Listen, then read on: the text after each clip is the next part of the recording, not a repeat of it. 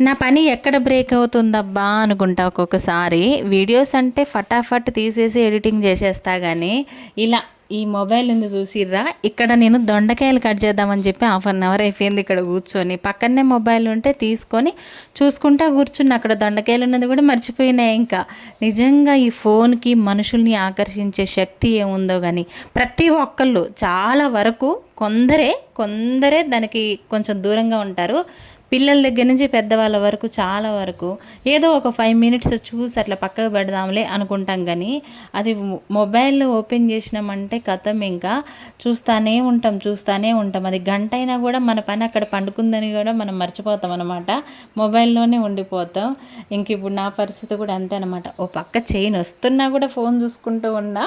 ఒక్కొక్కసారి ఇట్లాగుంటుంది అనమాట. ఫోన్ని దూరంగా పెట్టి ఇంకా ఈరోజు అసలు దీన్ని చూడొద్దు అని ఎంత కంట్రోల్ చేసుకున్నా కూడా ఈ విషయంలో కాంప్రమైజ్ కాలేనబ్బా.